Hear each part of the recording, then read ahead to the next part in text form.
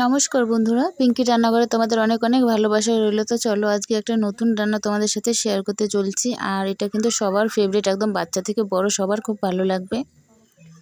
এটা বাচ্চাদের টিফিনে, স্কুলে বা অফিসে তোমরা বানাতে পারো। অসাধারণ একটি রান্না। তো দেখো এত সুন্দর, মুখে দিলেই মিলিয়ে যাবে, এত সুন্দর। তো দেখো আমি প্রথম এখানে ময়দা নিয়েছি। তো আমি এখানে 250 গ্রাম ময়দা নিয়েছি। তারপর একটু সাদা তেল নিয়ে নিচ্ছি। তো সাদা তেলটা দিয়ে ভালো করে একটু মাখিয়ে নিতে হবে। তো ভালো করে একটু নেড়েচেড়ে মাখিয়ে নিতে হবে ময়দার সাথে তেলটা। তারপরে একটু আদা কুচিয়ে রেখেছিলাম, সেই আদা কুচানোটা দিয়ে দিচ্ছি। তারপরে কিন্তু ধনেপাতা কুচানো রেখেছিলাম, সেটা দিয়ে দিলাম। তো দিয়ে তারপরে কিন্তু আমি আলু সেদ্ধ করে রেখেছি। আমি এখানে 4টে আলু নিয়েছি।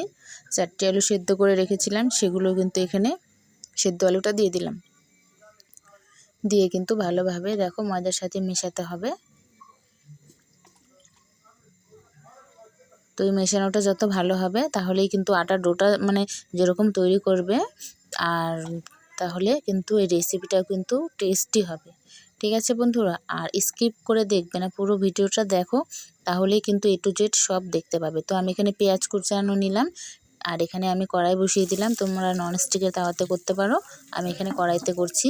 তো সাদা তেল দিলাম, সেখানে দেওয়ার পর তারপর কিন্তু আমি পেঁয়াজ কুচানোটা দিয়ে দিলাম। পেঁয়াজ কুচানোটা দিয়ে কিন্তু নাড়াচাড়া করে ভেজে নিতে হবে। তার সাথে 2টো শুকনো লঙ্কাও দিয়ে দিচ্ছি। তো তোমরা এখানে যদি বাচ্চাদের জন্য টিফিনটা করো তাহলে কিন্তু এখানে ঝালটা স্কিপ করে যেও, ঝালটা না দিলেও হবে।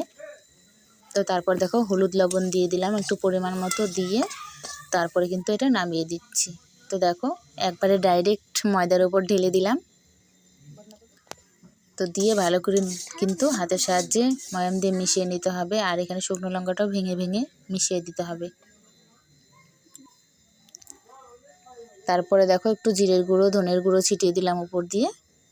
দিয়ে এবার কিন্তু হালকা হাতে এই ডোটা যত সুন্দর তৈরি করবে আমি বলেছি, আর রেসিপিটা কিন্তু তত সুন্দর হবে। আর আমার এই রান্নাটি যদি তোমাদের ভালো লাগে, অবশ্যই নতুন রান্না পাবার জন্য তোমরা কিন্তু আমার চ্যানেলটি সাবস্ক্রাইব করে পাশে থেকো। তো দেখো বন্ধুরা, তারপর কিন্তু হালকাভাবে কিন্তু একটু করে জলও মেশাতে হবে। জল মিশিয়ে ডোটা তৈরি করে নিতে হবে। ঠিক আছে বন্ধুরা, বেশি জল দিলে হবে না। তারপর দেখো এখানে কর্নফ্লাওয়ার নিয়েছি, কর্নফ্লাওয়ারটা দিয়ে কিন্তু রুটিটা বেললে ভালো হবে। রুটির মতন করে আমরা যেভাবে রুটি বেলি আর যেভাবে রুটির আটাটা তৈরি করি, সেরকম করেই কিন্তু এখানে ডোটা তৈরি করে নিতে হবে। আর রুটির মতন কিন্তু বেলে নিতে হবে। ঠিক আছে বন্ধুরা, তো বেশি মোটা করলেও হবে না, বেশি পাতলা করলেও হবে না। তো আমি তোমাদের দেখাচ্ছি, তোমরা দেখতে থাকো, ফুল ভিডিওটা অবশ্যই বুঝতে পারবে। আর এই রান্নাটা কিন্তু অসাধারণ টেস্ট হয়, মুখে দেওয়ার সাথে সাথে মিলিয়ে যায় আর এত সুন্দর হয়। তোমরা একবার বাড়িতে ট্রাই করলে অবশ্যই বুঝতে পারবে। তারপর দেখো বন্ধুরা, আমি এখানে সবগুলো কিন্তু বেলে নিয়েছি এক এক করে, আর তোমাদের দেখাচ্ছি আমি কীরকমভাবে বেলেছি। তো দেখো একদম পাতলাও না আর মোটাও না। দেখো বন্ধুরা, আমার এখানে কিন্তু 8টা হয়েছে। তো আমি 250 ময়দা নিয়েছি, 250 ময়দাতে আমার 8টা হয়ে গেছে। তো তারপর দেখো সবগুলো আমি এখানে রেখে দিলাম। রেখে দেওয়ার পর আমি কিন্তু এখন কড়াই বসিয়ে কড়াইয়ের মধ্যে ছেঁকে নেব। তো প্রথমে কিন্তু এপিট ওপিট উল্টে ছেঁকে নিতে হবে বন্ধুরা। তো 2বার উল্টে দেবে। তারপরে কড়াইতে যে খুন্তির মাথায় করে দেখো বন্ধুরা একটু করে তেল ছড়িয়ে সাদা তেল কিন্তু ভেজে নিতে হবে। এটা করতে কিন্তু বেশি তেলের কোনো প্রয়োজন নেই, সামান্য একটু তেল দিলেই হয়ে যায়। তোমরা অবশ্যই এটা ট্রাই করো, আর সবার জন্য স্বাস্থ্যকর হবে, কারণ তেল ছাড়া। তারপর দেখো আমি তোমাদের বুঝতে সাহায্য করার জন্য আরেকটা আমি ভেজে দেখাচ্ছি। তো একইভাবে কিন্তু উল্টে পাল্টে 2বার উল্টে নেবে। উল্টে নেওয়ার পর খুন্তির মাথায় করে একটু করে তেল ঘুরিয়ে দেবে, সামান্য সামান্য ঘুরিয়ে দেওয়ার পর কিন্তু দেখো উল্টে পাল্টে দেখো সামান্য একটু তেল ঘুরিয়ে দেবে, তাহলেই কিন্তু কমপ্লিট। আর এত সুন্দরভাবে হয়ে যাবে, দেখো ফুলে ফুলে উঠছে।